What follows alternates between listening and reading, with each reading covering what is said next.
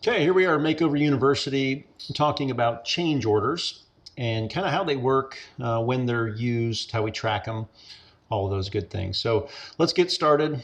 Number one, what is a change order? So basically a change order is anything that was not on the original scope of work. So for instance, there's things that are unforeseen, and then there's wish list items. So for example, let's say the contractor did the demo phase and they found some bad floor joist or rotten wood or something like that. That's obviously an unforeseen, needs to be done in order to pass code and inspection and things like that. So that's a logical change order. And that is obviously not on the original bid because the contractor could not see behind the walls or the floor to find, the bad floor joist or whatever was the problem. So that's an unforeseen change order, and those pretty much just get approved because they need to be done, or you really can't proceed with the job.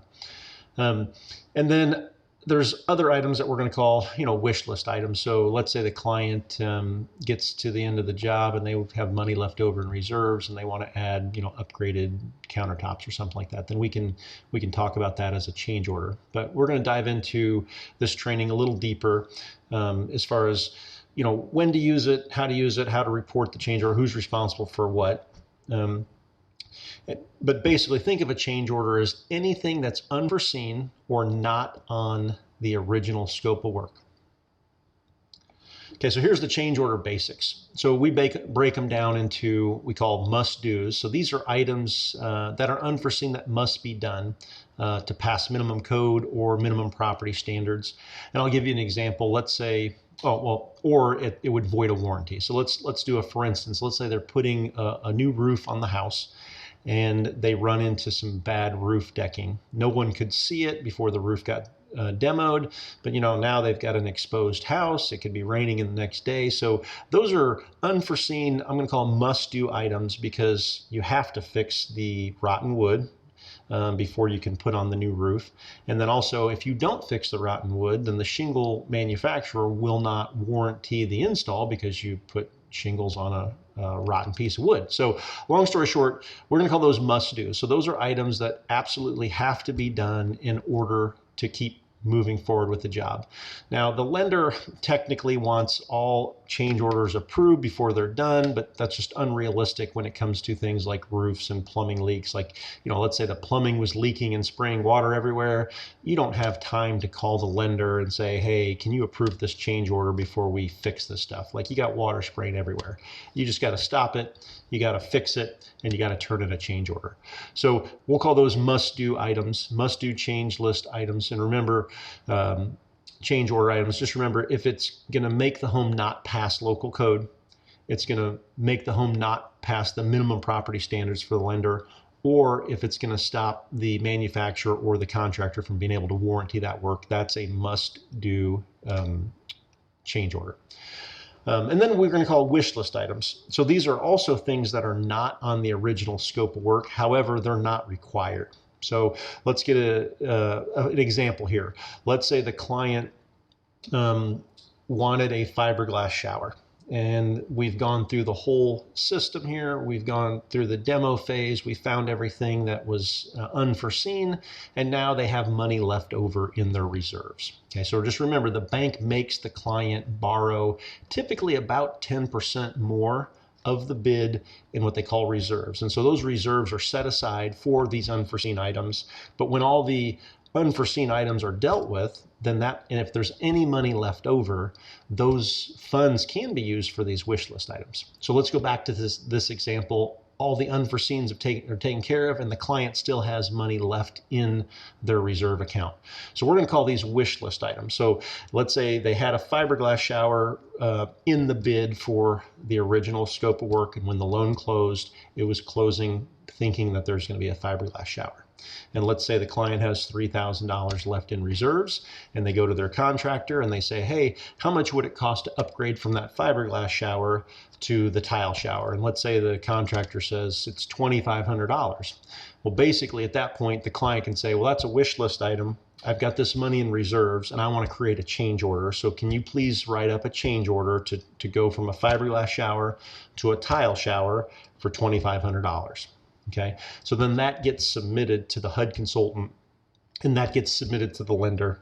and then either gets approved or denied. But basically, that example is for, I'm going to call wish list items. So there's the must do change orders, and then there's the wish list change orders. Okay, so how do these things get approved, denied, or put on hold? So if it's a must do, I mean, they're going to get approved. So we just tell the contractor, send us the change order and we're going to go ahead and approve it. We send it off to the lender saying, hey, the roof had bad decking, here's pictures of it, or there's rotten floor joisting, here's pictures of it.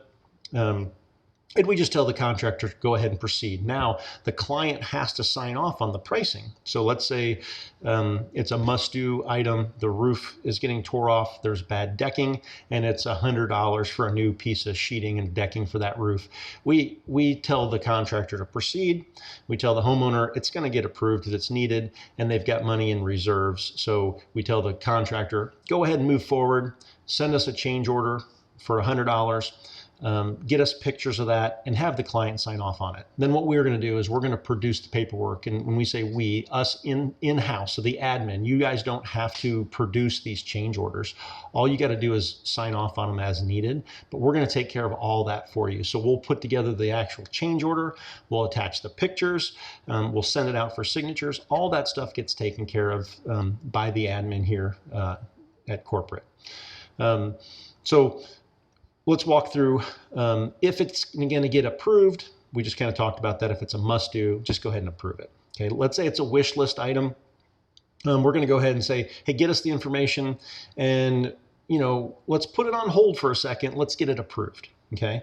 And now let's say it's an item that's a wish list that's not allowed. So for instance, let's say you're using an FHA loan and you want to do a gas grill and a big screen TV because you've got money left. Well, that's not allowed.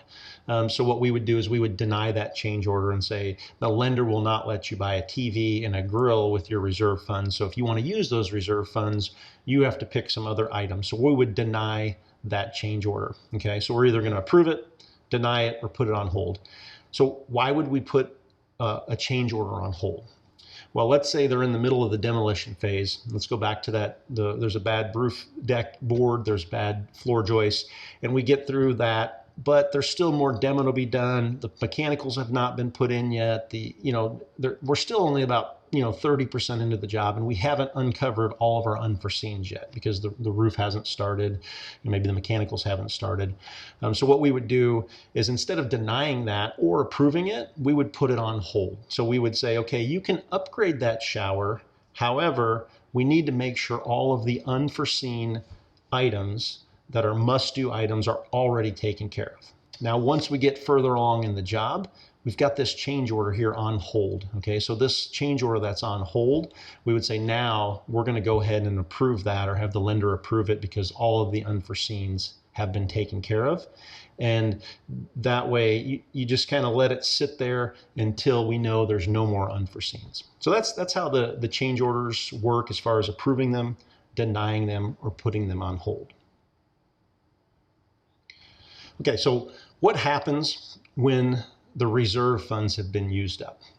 So number one, you guys don't have to track the reserve funds. Okay, when the loan closes, let's just call it 10% reserves. It's a $100,000 job. We know there's $10,000 in reserves. Okay, so what happens is anytime there's a change order requested, the admin will track that.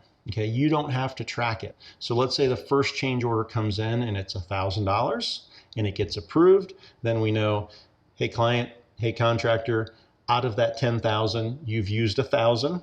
Now there's a fee for the change order. Let's call it $100. So now you've used $1,100 of that 10,000 in reserves, and your balance is what's left. Okay, so then you can keep working off that balance. But as far as tracking the reserves, you do not track them. Let the admin track them.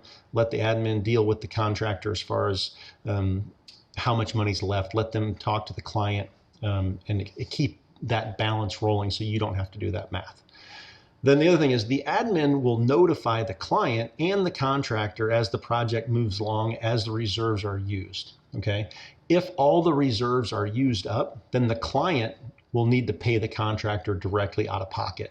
So the lender is not going to loan any more money on this job. They loan the money for the bid and they loan the money for the reserves. Once those two buckets of money are gone, there is no more money. So if the client has a change order, whether it's a must do or a wish list, and they're out of reserves, they have to pay the client directly out of pocket. There's no other way to do it. There's no more money. They can't go back to the bank and ask for more money. It's a done deal.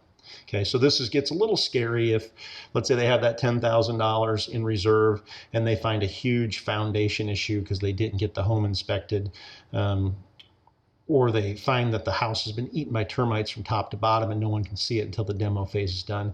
They might run out of reserves and have to write a check to the contractor in order to proceed. So that's a little bit scary, but that rarely happens, especially if you get a good, solid home inspection. And you've got your contractor looking at the project and they're bidding anything that's wrong.